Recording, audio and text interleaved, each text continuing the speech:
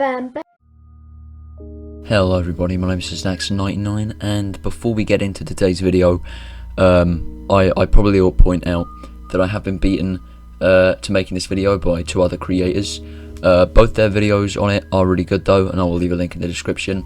Of course, as always, I sit on a great video idea for about a month and then am surprised when people beat me to it. Here's the screenshot evidence that I started researching it on the 8th of October. So yeah, although it's been covered, here's my take on it. Let's get into this.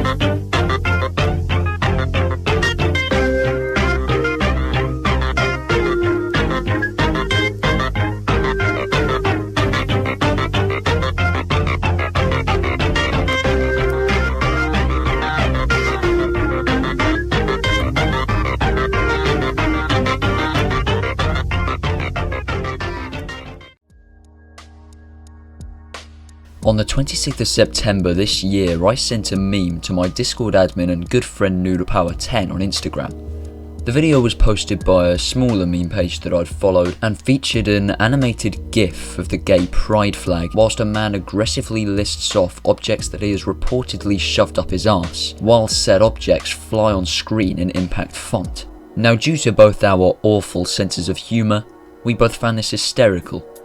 But little did I know that this video was several years old and was made by a man that has a lot of mystery surrounding him. Today, I'm going to be researching Bruno Powroznik.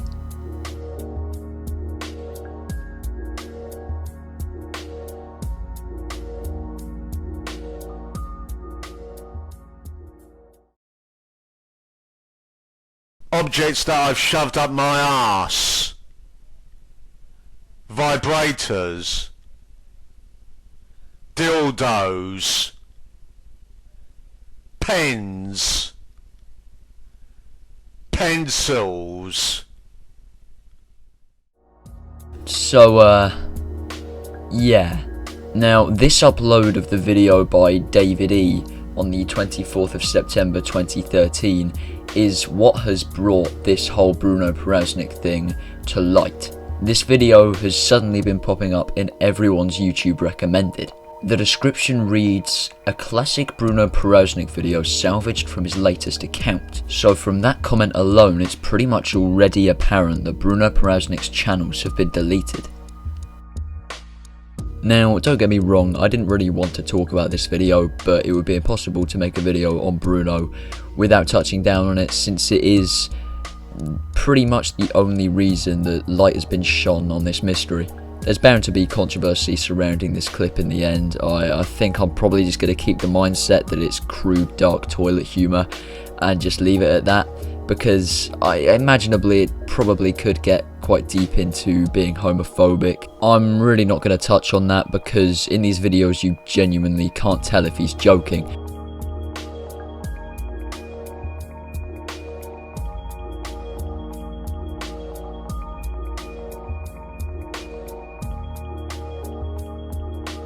Now, a week or two after I sent NoodlePower10 that video on Instagram, my Discord mod Narcitron looked up the title of the video on YouTube and found a playlist of Bruno Powroznik videos. So this is just a big compilation of all the videos that people managed to take from Bruno's channel before it got deleted. When we originally found the playlist, I think it had 13 videos, now it has 17. So there are a few recurring themes in Bruno's videos. A lot of them often have a sexual theme, some of them have a theme around Satan and death, and some of them just appear to be aggressive verbal attacks on people. However, there are a few more unique ones that I think offer us a more detailed look into Bruno's real character.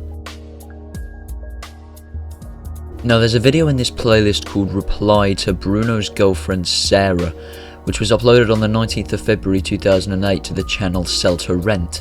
It's a 3-second video responding to a video where Bruno shows his new girlfriend Sarah, and that video that it's responding to has recently been uploaded and added to the Bruno Powroznik videos playlist, and it sounds as if it's like a friend or colleague talking about Bruno. Bruno's a little bit mentally ill.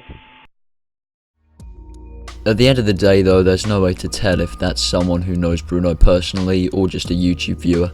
Since we've seen at least somebody's response though, let's watch what we can of the original video. So this is Bruno's girlfriend Sarah, and it was uploaded by Stunley Andwin on the 23rd of October 2019, so just 3 days ago from when I'm recording this.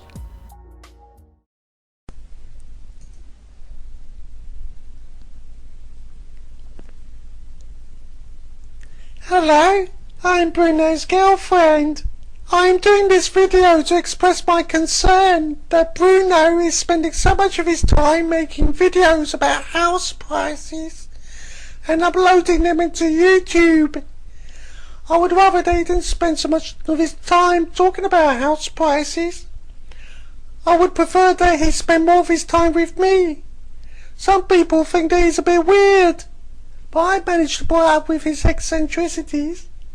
In spite of his peculiarities, I still love him though. Bruno is such a lovely man.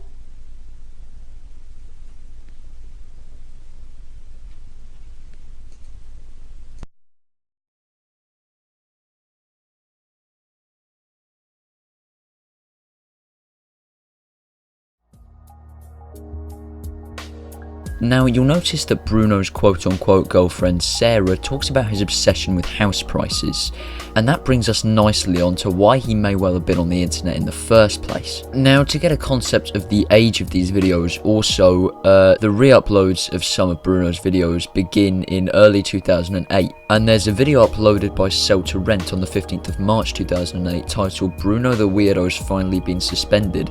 So this suggests that Bruno was originally suspended in early 2008. That's 11.5 years ago. This video is a slideshow of pictures of Bruno's bedroom, and the description reads, "Entertainment to some, offensive to others. His account's been suspended, so here's a little tribute to YouTube's resident nutter. Let's hope we don't put the news on in a few years and find his mugshot on our screen linking him to multiple murders of estate agents."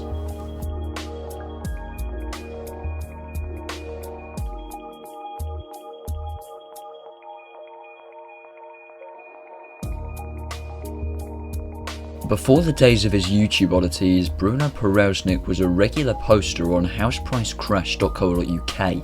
He joined on August 13th, 2004 and last visited on March 30th, 2005. It's clear that in that time he posted a lot.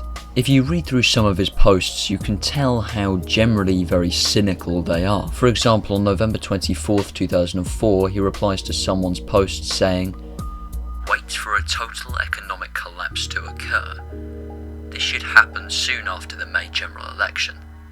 This will knock some sense into the property market." Or, "Milton Keynes is a real shithole. All roundabouts and concrete cows. It's an artificial town full of plastic people and crooked taxi drivers. If you're going to pay that kind of money for a house, you'll be better buying a place in the big smoke. Milton Keynes doesn't even have a respectable red light area, which means that Milton Keynes cannot be classified as a proper town since all proper towns have a red light district. When the crash finally occurs, Milton Keynes will be badly affected." There's also an About Me section that he put on his profile. I'll put it on screen now, I'm not going to read it all because it's quite long. That's pretty much all there is to his housepricecrash.co.uk profile, but it does explain why he's constantly going on about estate agents and the cost of houses.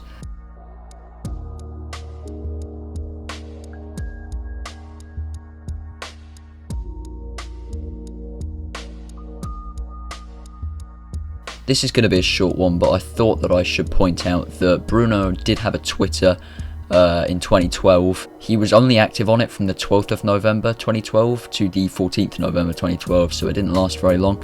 But on this he posts about websites, and he has had more than one website in the past. They've all been taken down, but you can view them on the Wayback Machine. I'm not going to get into his websites. Captain KRB made a video on this whole situation as well, and he goes into more detail about the Twitter and the websites, so go watch that.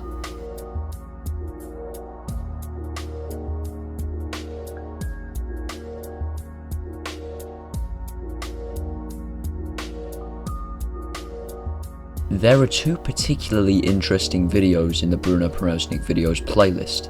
These are two videos uploaded in 2008 by the channel Free Bruno Powroznik. One of them, named STR's a Scum, House Price Crash, Credit Crunch, shows that Bruno Powroznik had been referenced in a Daily Telegraph article from 2004. The other is this. Bruno Powroznik.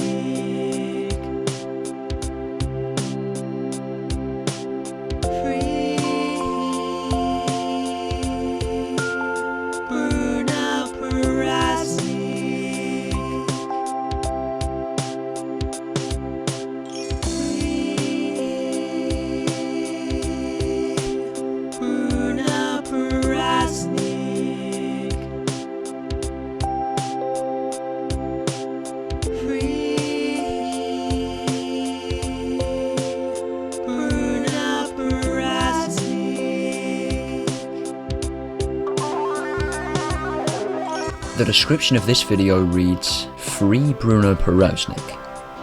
Bruno is a full-time economic advisor with a truly unique perspective, which allows him to see beyond the doctrinal filters that you and I are either not aware of or refuse to consider due to vested interests.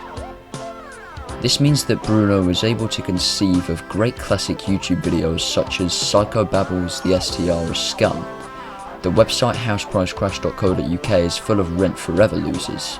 And hello, I am an STR retard. Great molten slabs of infotainment that I have decided to preserve on this channel, an idea I stole off another YouTube user's Sell to Rent, but since he hasn't logged in for 3 months I've figured that he has lost heart in the project. We here at the Free Bruno Powroznik Research Laboratory demand that Bruno be released from prison immediately, or at least be given internet access from his cell so that he can continue to enlighten us all with his unique perspective. And this is where the whole thing gets really rather tricky. You see, pretty much everything I've talked about in today's video could literally be a joke. Is he in prison? Who knows? I sure don't. I mean, that description is written mostly as a joke, so I genuinely can't tell. Now the last thing was I was just going to quickly point out that some people have made a subreddit called Bruno Powroznik where they share their findings on Bruno. I'm not going to properly cover that as a point in my video, I just thought I'd mention it. So if you're interested, I'll leave a link in the description. I think my conclusion at the end of this all is that Bruno was a mentally ill man, but I think also he played to his audience and he was pretty self-aware. Whatever happened to him, so long as he didn't commit an atrocity. I hope you're okay out there, Bruno. Anyway guys, that's it for today's video. If you enjoyed it, be sure to leave a little thumbs up, mate, and I will see you in the next one. Peace.